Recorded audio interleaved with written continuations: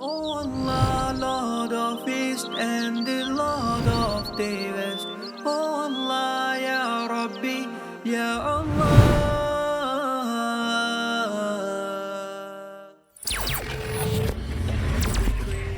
To prostrate to Him and the আমরা এখন আছি হচ্ছে তাহখানাতে। এটা মূলত সোনা মসজিদ থেকে কাছে আর কি এই প্লেসটা।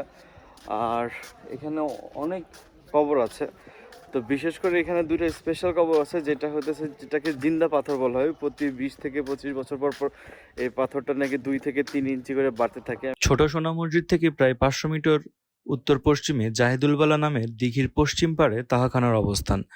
দ্বিতল বিশিষ্ট এই ইমারতটির পরিমাণ 35.35 মিটার ইন্টু 11.58 মিটার।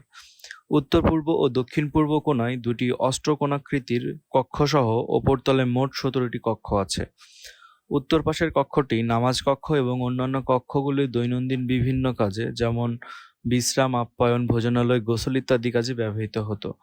দক্ষিণ পাশে গম্বুজাকৃতির হাম্মামখানা অবস্থিত। দক্ষিণ পূর্ব কোণায় অবস্থিত একটি সিঁড়িপুকুর পর্যন্ত ধাবমান রয়েছে। হাম্মামখানা ও প্রসাধনাগারে মাটির পাইপের সাহায্যে গরম এবং ঠান্ডা পানি সরবরাহের ব্যবস্থা ছিল।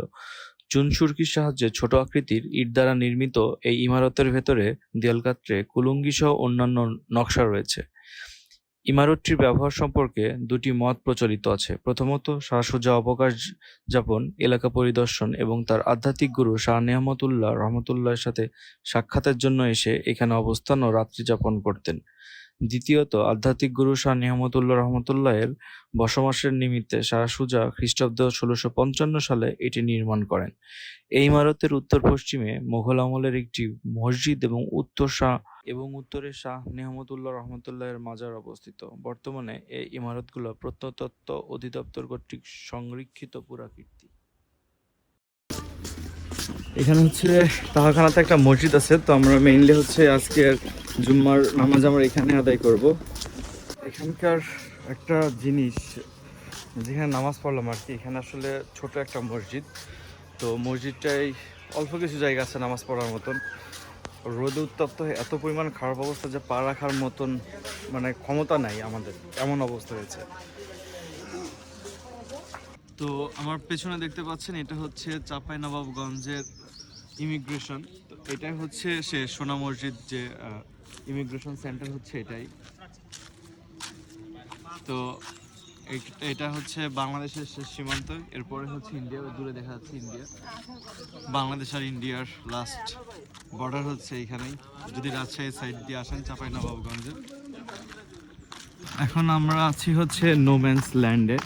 এটা আসলে আমরা হচ্ছে এখানে যারা কর্তব্যরত বর্ডার গার্ড আছে তাদের সাথে পারমিশন নিয়ে জাস্ট বলেছি আমরা এখানে এই যে পিছনে এই যে লাল ব্যারিকেড আছে, এটা পর্যন্ত আসবো। এই পারমিশনটা নিয়ে আমরা জাস্ট আসছি এখানে। এই বর্ডারটা টোটালি এমটি দেখা যাচ্ছে, এখানে আসলে কোনো নেই, মানে প্যাসেঞ্জার আসেও না যায়ও না, এরকম একটা মনে হচ্ছে। আমি কোনো প্যাসেঞ্জার দেখতেছি না, যেটা অন্য বর্ডারের ক্ষেত্রে আমরা দেখি আর কি। আর এই সাইড হচ্ছে ভারতের মোহদীপুর বন্দর। তো ঠিক আছে, আমরা এখন অন্যদিকে, আমরা যেদিকে যেতে যাচ্ছিলাম সোনা মসজিদ আমাদের এখন নেক্সট স্পট। তো আমরা এখন সোনা মসজিদে যাব, তো চলেন। আমরা এখন আছি হচ্ছে ছোট সোনা মসজিদে। এটা মূলত বাংলাদেশের অন্যতম প্রাচীন মসজিদ। প্রাচীন বাংলার রাজধানী গৌরনগরীর উপকণ্ঠে পিরোজপুর গ্রামের এই স্থাপনাটি নির্মাণ করা হয়েছিল, যা বর্তমানে রাজশাহী বিভাগের চাঁপাইনবাবগঞ্জ জেলার শিবগঞ্জ থানার অধীনে অবস্থিত। সুলতান আলাউদ্দিন শাহ শাসনামলে 1494 থেকে 1519 খ্রিস্টাব্দে ওয়ালি মোহাম্মদ আলী নামে একজন ব্যক্তি এই মসজিদ মূলত নির্মাণ করেছিলেন। এটি কোতোয়ালি দরজা থেকে মাত্র 3 কিলোমিটার দক্ষিণে অবস্থিত। এই মসজিদটি মূলত মুসলিম সাম্রাজ্যের স্থাপত্যের একটি অন্যতম নিদর্শন। হোসেন শাহর স্থাপত্য রীতিতে তৈরি। এটার দৈর্ঘ্য হচ্ছে 82 ফুট আর প্রস্থ হচ্ছে 52.5 ফুট। আর এতে মোট গম্বুজ রয়েছে হচ্ছে 15টি। চলুন পাখির চোখে দেখে আসি তাহলে এই ছোট্ট সোনা মসজিদ। Oh Allah, Lord of East and the Lord of the West. Oh Allah, Ya Rabbi, Ya Allah. বাইরে যে পরিমাণ গরম ছিল, ভেতরে ঠিক সেই পরিমাণে ঠান্ডা, মানে আল্লাহর রহমত মনে হচ্ছে মসজিদের ভিতরে। এত সুন্দর ঠান্ডা ওয়েদার, আর বাইরে তো চরম গরম। যাক আলহামদুলিল্লাহ। আমার পিছনে যে রেস্টুরেন্ট দেখতে পাচ্ছেন, এখানে হচ্ছে আমরা এখন আমাদের লাঞ্চ করলাম। এখানে হচ্ছে রাজশাহীর ঐতিহ্যবাহী কালাভুনা আর যে হাঁসের মাংস সেটা পাওয়া যায়। তো আমরা হচ্ছে মেইনলি কালাভুনা খাইছি। কালাভুনার টেস্ট অনেক, বাট গরমের জন্য আসলে হাঁসফাঁস লাগতেছে, টায়ার্ড লাগতেছে, বাট খাবারের টেস্ট অনেক জোস ছিল। তো এখন আমরা চলে যাব হচ্ছে রাজশাহী ক্যাম্পাসে, রাজশাহী ইউনিভার্সিটির ক্যাম্পাসে, তারপরে যাব হচ্ছে পদ্মা করে। তো চলেন যাই। আমি এখন দাঁড়িয়ে আছি রাজশাহী বিশ্ববিদ্যালয়। এই রাজশাহী বিশ্ববিদ্যালয় অনেক ইম্পর্টেন্ট একটা প্লেস, যেটা বাংলাদেশে পড়াশোনার ক্ষেত্রে অনেক অত্যন্ত গুরুত্বপূর্ণ একটা ভূমিকা পালন করে আসতেছে। আমি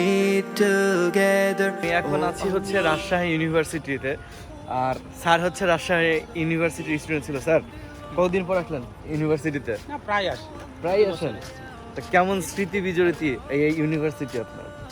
8 বছরের জীবন পার। 8 বছরের জীবন পার, মানে অনেক স্মৃতি আপনার এখানে। অনেক স্মৃতি, সকাল সন্ধ্যা স্মৃতি। যদিও ক্যাম্পাসে হলে কখনো থাকে নাই, বাট এখানকার সকাল সন্ধ্যায় হলো আমরা থাকতাম। মসজিদটা অনেক সুন্দর করছে, মানে অসাধারণ মসজিদ। অসাধারণ। হ্যাঁ অবশ্যই, 5 বছর প্রেম করছি। 5 বছর প্রেম করছেন?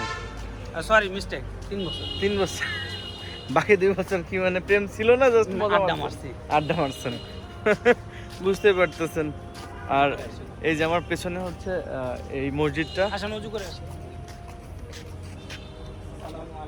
হিউজ একটা বড় একটা মসজিদ, আর মসজিদের স্ট্রাকচার, এটার যে অ্যাপিয়ারেন্স সবকিছু অনেক সুন্দর লাগতেছে। একটা জিনিস দেখে আর কি এখানে দাঁড়াইছি, সেটা হচ্ছে এই শহীদ তাজউদ্দিন আহমেদের সিনেট ভবনের সামনে এই যে একটা বই, মানে তারা একটা স্ট্যাচু হিসেবে বানায় রাখছে বইটার, তার ভেতরে 2টা কোট লেখা আছে। জিনিসটা অনেক জোস লাগছে।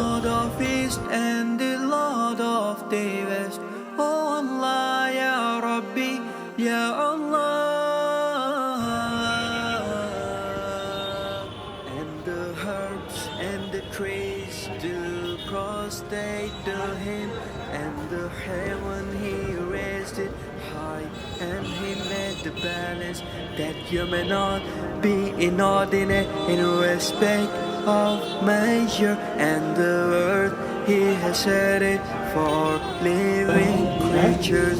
Oh Allah, Lord of East and the Lord of the West. Oh Allah, Ya Rabbi.